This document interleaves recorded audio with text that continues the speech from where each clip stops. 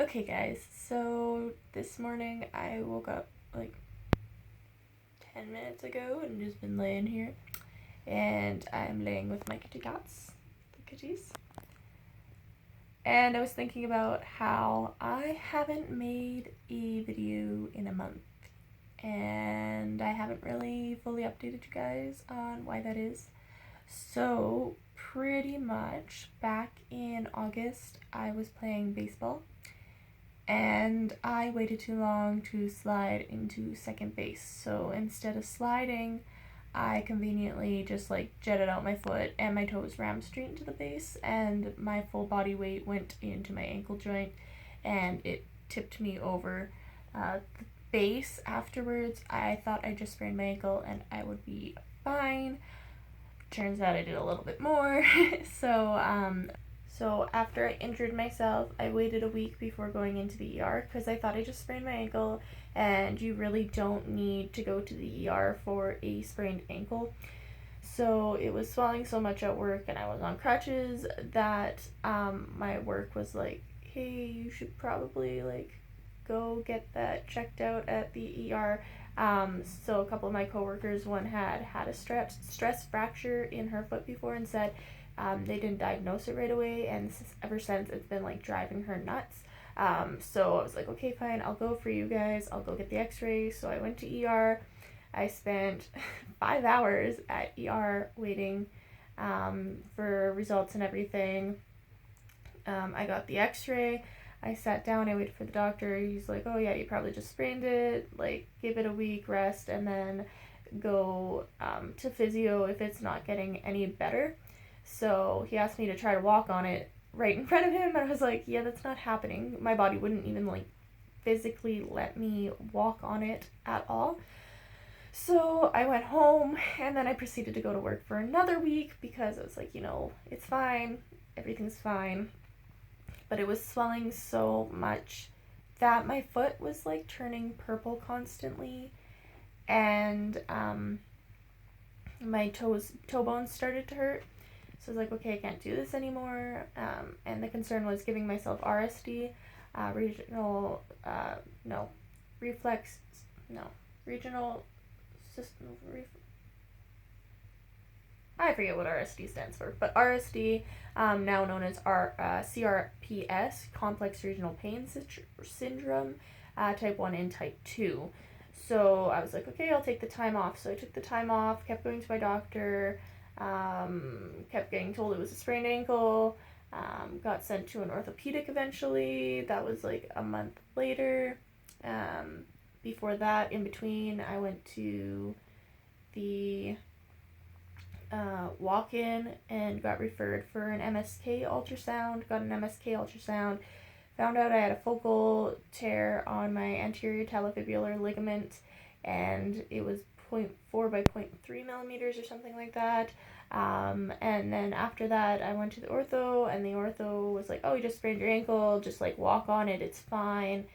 It's like, okay, well, I was told I'd go for an MRI, and I would appreciate doing that because it doesn't just feel like a sprained ankle. And at this point, I think we're in November, so August to November, and it's still swelling every time I stand, and I still can't bend my toes, and I still can't walk on it. And at this point, I think I just started physio at the hospital, and so I'm going to physio also, which wasn't much at the beginning because I literally couldn't move my ankle at all. I couldn't do any sort of dorsiflexion. So I convinced the ortho to send me for a MRI scan. Got the MRI done, came back in. I had that anterior talofibular ligament tear. I had overstretched the anterior joint capsule of my ankle, and I had I always pronounce this wrong, medial malleolus edema in my ankle as well. So I had 3 things going on there. I was like, okay, well, none of that explains why I can't bend my toes. So what can we do from here? And so he's like, that's outside my expertise, and he's like, I can refer you to a neurologist. I was like, perfect. I believe it's a nerve thing. That would make sense. So he referred me to a neurologist. I waited a couple weeks. Nobody got back to me, so I called again. I was like, hey, what's up? I was referred to a neurologist. What's supposed to be going on here? And they said, oh yeah, they declined you. I'm like, okay, like, that doesn't make any sense, but okay. So I just kind of went with it, and I ignored it and went about my day. Continued to go to physio, continued to lay at home and do nothing because there's nothing I can do. Like, I can't get up and walk. So I was like, okay. So I went to my other doctor. It kept feeling like it was kind of getting better, like little by little, but I couldn't really do anything. So I have like a limited range of dorsiflexion as well, and walking on it hurts by the sesamoids in my big toe, the base, or like the head of the metatarsal, first one, is painful, and then up into the arch a little bit, if I push on there, that's also painful. And then on top of my foot, if I touch in a certain area, that's also painful. So I was talking to my doctor. I was like, okay, like, this isn't getting better. Like, it keeps swelling. So I got put on gabapentin, and gabapentin is like a devil drug. It like makes you so lethargic, and it sucks. So now you can't do anything because of your injury, and then you don't want to do anything because of the medication. And it was just like not okay with me. So I took that for about a month and a half or so. And at this point, we're in January. And finally I went, okay, we need to like move this forward because I just can't be doing this anymore. So he's like, okay, we'll refer you to a physiatrist. So I went to a physiatrist in a city outside, 3 hours from my city. And let's do that. So I got referred, and then they have a board, and they have to decide how quickly you get in and all that stuff. So it got sent the letter at the end of January. I got it. I called, and then originally they were going to see me March 18th, which isn't even here yet. But I called back and I said, we can come up on the 21st of February. Do you have anything on that day? They're like, we have a 7:30. So I was like, okay, looks like we're coming up at 7:30 in the morning. So we had to leave like at 4 in the morning. But luckily, my mom had to be up there anyways. So we got a hotel as they were spending the weekend there. And then I just stayed with my dad. So I went into the physiatrist's office, and the physiatrist did some electrode testing on my leg, and to see how like the nerves reacted and everything like that. She did a lot of like ankle movements to kind of see how my ankle was moving. And then she also put needles into my leg and top of my foot, where the tear is near, to see how the sounds of the electrical waves going through everything. And that was an interesting feeling. Cool to hear. It's like a faint heartbeat. So she did that and everything.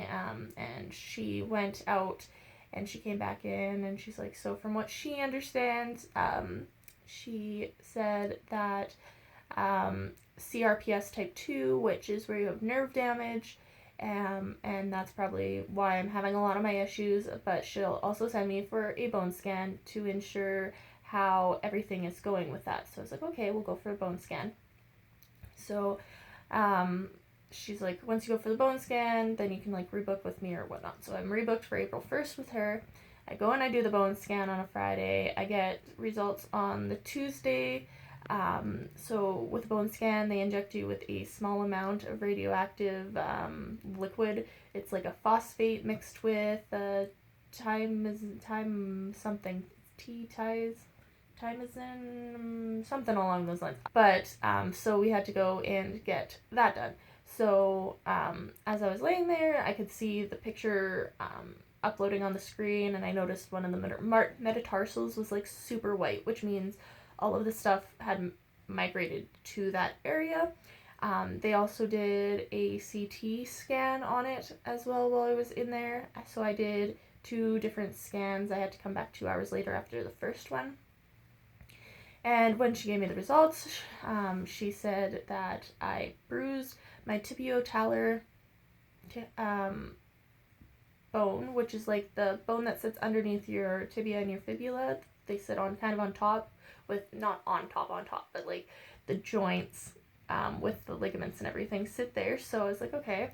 So I have bruising on there, which explained why I had bruising coming out the bottom of my foot, because I had these 2 little purple bruises coming out the bottom, and they were just, it was kind of gross how they came out, and those were coming out. So I had those, and then she also said that my third metatarsal possibly had a bone infection from a possible fracture, or it's has a small like stress fracture on it as well, and that when they were looking at it, they didn't think anything of that was to do with CRPS. So that then is out of question, and we're not sure why. So then now I have to go for a white blood cell scan, which I get to do on Friday, and see how that turns out. And if that turns out well, if it's just a bone infection, then I go in for probably antibiotic through IV, and then antibiotics at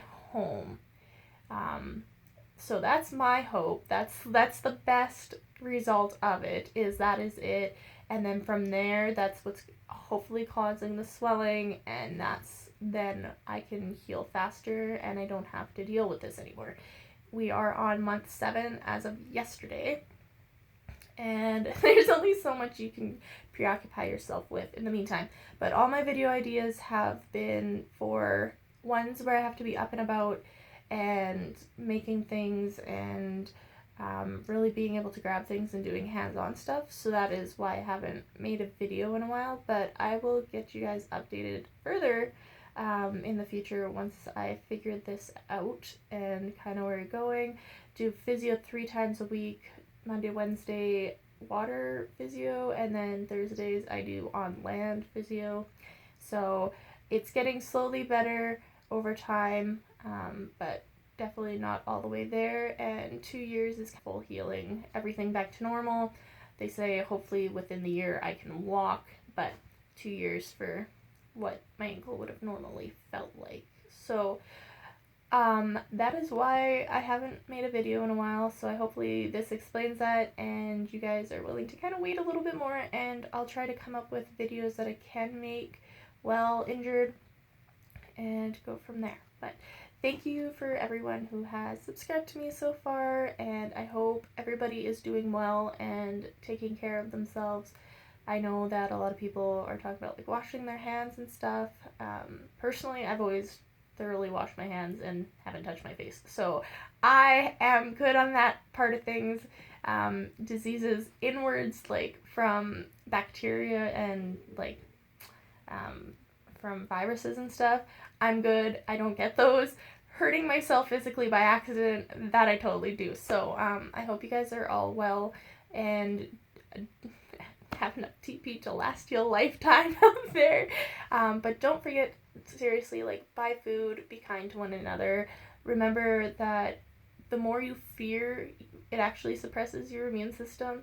Take your vitamin C, your vitamin D, your magnesium, your B complexes, eat healthy. Just avoid touching surfaces if you can. Don't touch your face, and just don't freak out. Like it's like anything else. I know they're calling it a pandemic, and we should take things seriously, but we should also remember to keep our heads on straight and be calm about the situation. Freaking out and punching people and stealing stuff from people's shopping carts is not going to do us any good. So have a wonderful day, and I will talk to you guys shortly. Bye, guys.